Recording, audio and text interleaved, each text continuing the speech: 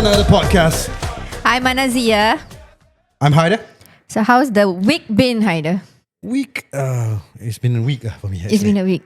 It's been very weak for me. Yes, literally. Yeah, I got viral infection. If you guys notice, my voice is a bit different. Nasally. It's nasally. It's a bit sore throaty. Yeah. So yeah, I had a viral infection. My whole family got viral I think infection. you kena mata because before that I get DMs, Haider, my voice very sexy, macam very radio DJ-ish.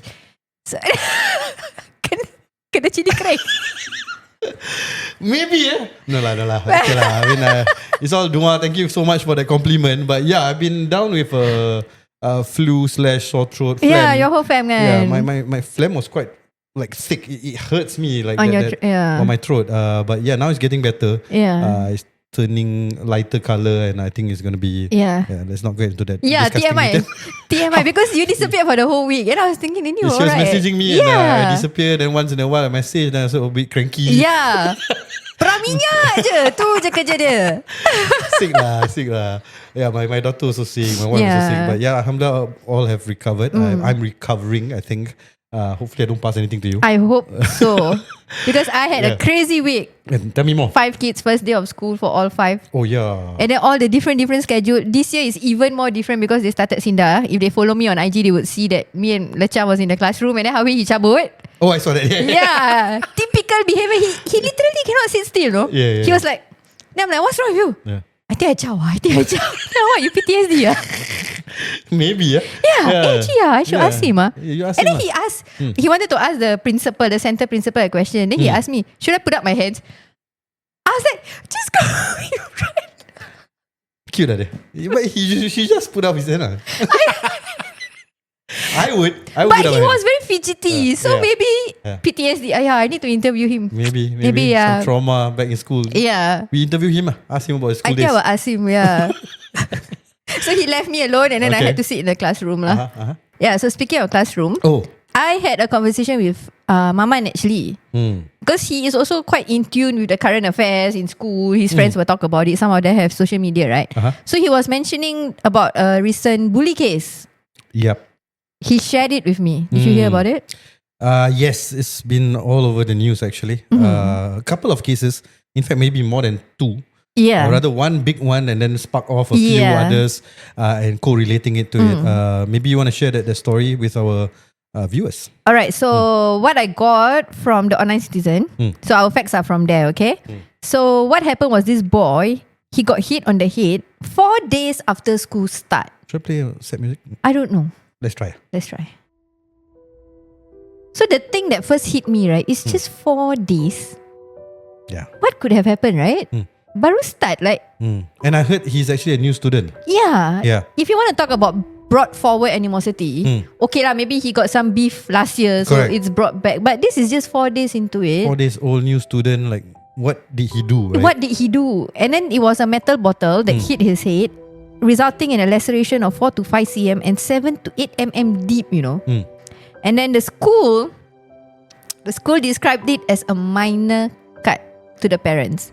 But when the parents came down, right, then they realized that it was actually more serious. Yeah. Okay. So what happened, according to the school, was that another classmate pushed the victim into the attacker. Okay. So they were basically playing someone sabo lah. Maybe. Yeah. So someone pushed and then hit this other fella. This other fella got angry and hit him. Yes. Okay. So he's more of like a being passed around basically. So the school downplayed the severity of the incident and handled it insensitivity. Okay, so here's the question I want to ask. Cut the thing.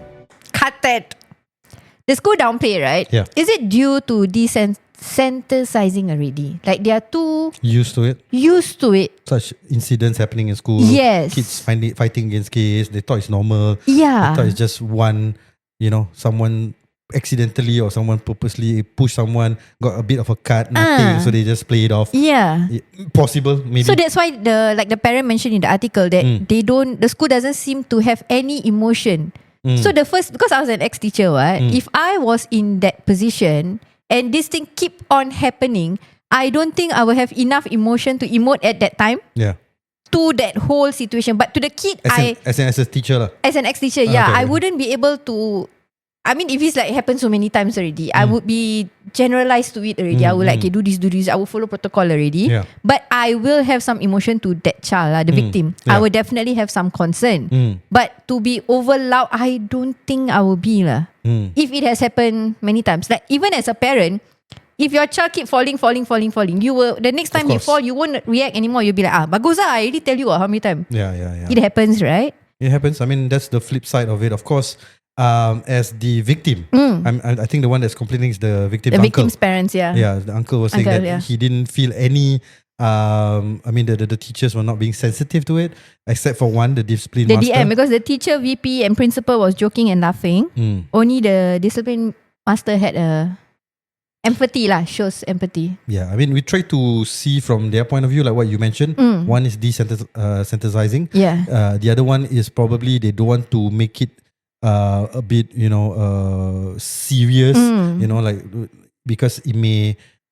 I mean, one thing is you shouldn't play it off lah. Okay, that part I think they were wrong. Yeah. Right, but I think they should have no reaction. They shouldn't be laughing for sure, because one is you don't want to overreact as well, because that may cause distress. Yeah. Whether it's on the victim or the culprit, because we don't know for sure if the culprit intended it. Yeah. Because based on the reports, it's basically, as far as we know, someone pushed the boy hit this other boy, and this other boy hit him with a metal water bottle, which subsequently the school refuted it. They said that they clarified it's actually a plastic water bottle. Yeah. But how can plastic cannot. How to open up? Did you read the comments on some parents now asking for the ban of metal water bottles? Yeah, I saw that. Is that too much? Will that solve it? Yeah. And plastic cannot cut lah. I mean, yeah, I think it's too much lah. Too much. I've been thinking about it, like, okay, you can use anything as weapons, right? So you can find something. Even a ruler, a pencil. Exactly. I've seen all this kind of thing being done in school. Yes, yeah, exactly. But yeah, I mean, there is some point. I mean, last time, during our time, the metal ruler is obviously more painful than the plastic or the wooden ruler. Or the comb, the plastic comb. The one with the point. That one. The pointy. But that one is, you see, it's obviously gonna be a weapon, right? Yeah. Like a metal water bottle. Like, who would have thought that it's gonna be a weapon? All of my kids requested for metal. Was it? Yeah, they want the insulated one. Oh, is it? Yeah. So it's the fat is the trend right now, is it? I mean, with the what? I forget the brand. Wada or something, and then with Stanley, all metal. Is it? Okay. Sorry, I also forgot the brand suddenly. Now they are in trend. These kids are like limpe millennial. I don't know. Last time my parents just buy one plastic Mickey Mouse one. We are happy. This one now. I want insulated lah, this lah, that lah. Do you remember the pencil case where you can open up so many things? Hey, Michael Lee Fries using it now. Yeah. Sorry, we digress for a bit. Going back to that story. That itself is a weapon, if you think of it. Yeah, there's so many things, right? Yeah. I mean, you can the sharp edges, all that. Yeah. And they have like the sharpener with the mirror. That thing, the mirror can take out. Can take out, yeah. And then you can. I mean, if you skill lah. I mean, what I'm trying to say is you can use anything as a weapon. And obviously, I mean, off the top of my head, me personally, I wouldn't think a water bottle, a metal water bottle, would be used as a weapon lah. Yeah. Whether they want to ban it or not, I think. My own opinion, I say no. But of course, if they feel that it is something that is a possible weapon and it's a threat to the children, then if they maybe the do the investigation, offender only lah, don't bring anymore. That particular offender. That so leceh. We shouldn't like pinpoint. Okay, we'll get to that. We'll get to that because I know you're going to ask me what kind of punishment should be given to the offender. Okay. But yeah, so going back to this story. Yeah. So this story, since I said something about the why is it so hard for me to say? Desensitizing. Yes, that part, right? So another parent came up and shared her story from the same school. But this one has an even more sad ending. Yeah.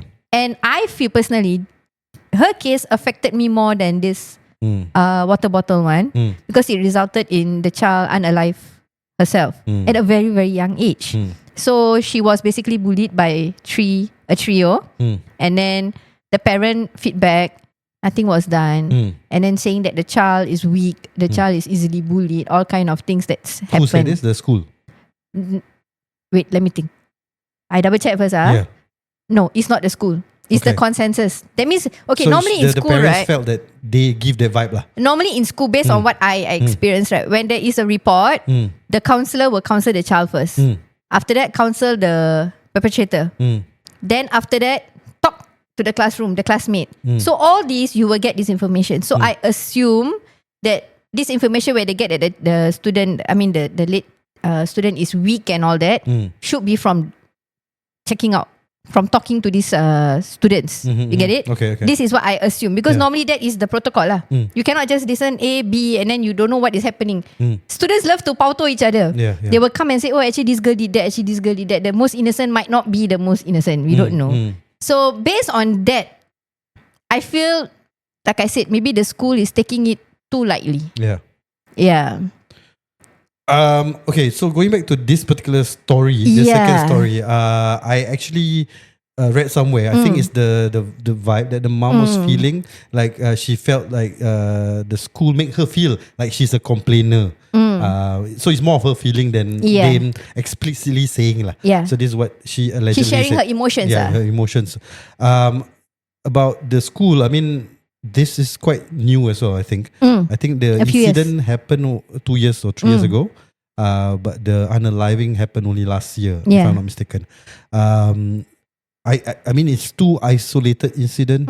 I can't pinpoint. I mean, I don't think it's fair to just say, hey, this school has an issue, this school has a problem. But of course, these are two big cases and we cannot take this lightly lah. So I think, I mean, obviously MOE will do their investigation on the school and their staff. And I believe they will be fair. Yeah, and I believe they will be fair on this.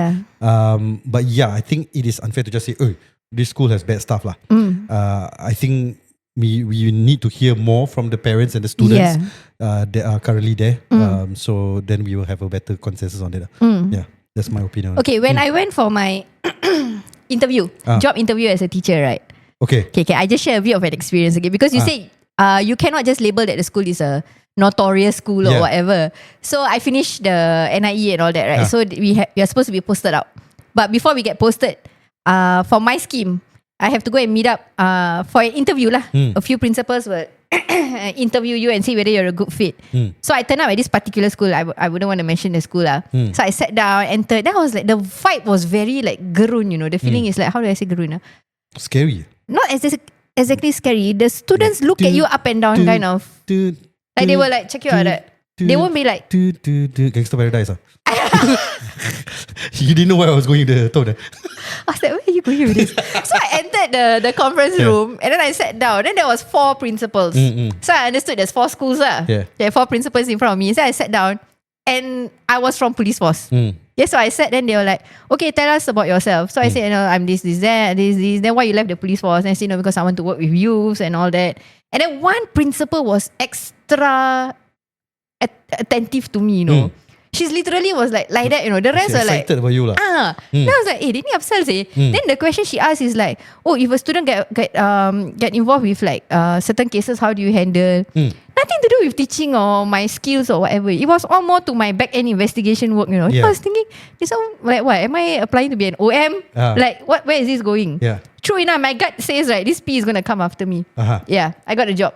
And then when I entered the school. Okay, sorry. I mean, I'm new to this. So this is very interesting. So you get interviewed by a panel of principals. And one of the principals will actually select you. Yes. Oh, okay. Yeah, it's but like I do not know about now. This is like many years back. Okay, I do not know how the process works now. And that scheme that I'm in, no more already, that scheme. Oh, okay. So I was it's like The Voice, like they all they hear your story and then they bam, press the button and I select you. Okay. And so I think they have to see which teacher is the correct fit. Like if I feel, if a very lemah teacher were to get into this school that I got in, right, that teacher will kena makan one. I see. There were so many that cried.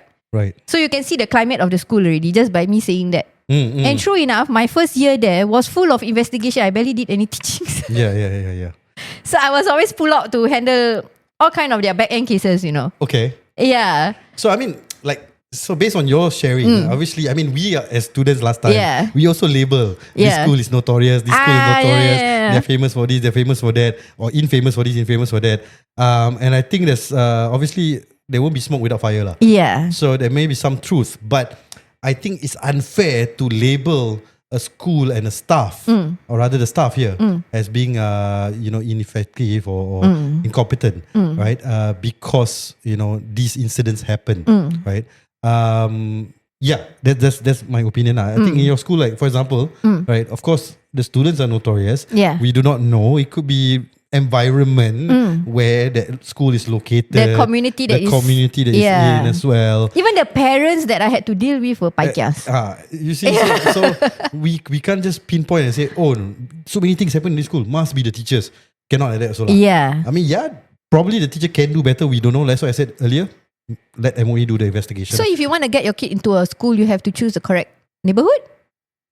I mean, that's why there's another thinking, right? There's lion moms and all these, like, they move houses. They move houses to pick the right school. Yeah, this one we can bring in for the next two topics. Next two topics. Okay, we'll get there. If you know who, I know who. So stay tuned. So there's some truth to that as well. Yeah. I mean, I know the government say all schools are good. They are good. I mean, they're all under the same system. The teachers are all under the same system and all this, right? Same training. So what changes is obviously people at the end of the day, right? So be it the teacher, the individuals, or collectively, or the students and their environment that they're in. So all these things play a part. Yeah. Okay, so talking about incidences, right? So the online citizen shared some stats. Okay, so this is for annually, Stats given from MOE on average annually, 2 incidents per 1,000 primary school students. Bully. Okay. And then 6 incidents per 1,000 secondary school students. And then for, like you mentioned, cyberbully. Yeah. Fewer than 1 per 1,000 secondary for cyberbully and even lesser in primary school. You believe it or not? I mean, these are the stats that was given in Parliament actually, right? Yeah. It was shared in the article. Reflected in Online Citizen. Yes. Do you 2 believe? incidents per 1,000 primary school students. And 6 for secondary. So, do you think these are small numbers? Too small, but I believe... You think it's small? No, it's too small. So you think it's small lah. So you think the stats may not be true? Not true. Okay. Because... Me personally, I think the numbers are already big. 2 incidents for me is too many. But it's more. Okay. Based on my experience, I feel it just goes unreported. Yeah. That means more needs to be done, right? Generally, okay, in a primary school, how many students do you have? Generally, do you have a ballpark number? Okay, per class is about 40. Okay. Each level got 7, 280. Times 6 lah. So about 1,000 to 2,000 lah. Yeah. 1,000 plus. So they are saying just 2 incidents annually, cannot be lah. In a primary school, 2 incidents. In one primary school, only 2 incidents. They take those that is so severe lah. Probably. Yeah. So those that are just squabbles or something small. They don't report it. They don't report it for the stats. Yeah. So these are like severe ones, like unaliving. Maybe. Yeah. Or unaliving. Major hurt. Yeah. Yeah. Okay. Right. So incidents, right? Let me share one incident. Okay. And I share with you how the teacher handled this. Which teacher? This particular teacher. Oh, you have a story to share? Yes, I have a story to share. Okay, and then we see, because you said about teachers and all that trying what? Okay. Okay. Yeah, I did say that. My third one. He went to school as per normal. Yeah. He was P3 at this time, okay? He went to school as per normal. He came back, he said, my EZ-Link card is missing. Okay. Then I asked, where did he go? He said he has no idea. So he chill, I chill. And I think that it will pop up somewhere. Maybe he lost it. So the next day, he went to the canteen. Now, recess time, they can use the EZ-Link card to purchase, Oh, nice. Yeah, they can just tap like nets like that. They can just tap. So he saw his card being used by another kid. Okay. Then I was like, oh, okay. And this kid is known to be a bully, notorious. My third one is very, very calm, scared to go and ask. So his classmate went to go and ask, hey, what are you doing with this boy's EZ-Link card? Then that guy said, it's mine. Okay. Okay, the bully said it's his, okay. Then fast forward another 2-3 days, he returned the EZ-Link card to my boy, but vandalized my boy's face. So the EZ-Link card got your boy's face? Yeah. Student pass. I see. Then why he lie? He said it's his. It's his. And he spent all the money in there. Okay. He already tapped. He go bookshop also, he tapped already. Canteen money also, he tapped already. So me being me, I don't want to escalate it so much. So I just drop a text to the form teacher. Normally that is the protocol. Okay, you ask me to follow protocol, I follow protocol. Okay. I text the teacher. Teacher said, okay, I will look into it. 3 weeks later, 0. Nothing. Okay, so then after that, out of nowhere, the teacher came back and asked me for the transaction of what he spent. So I'm like, okay. I went to TransLink and then print out whatever transaction he has, gave to the teacher.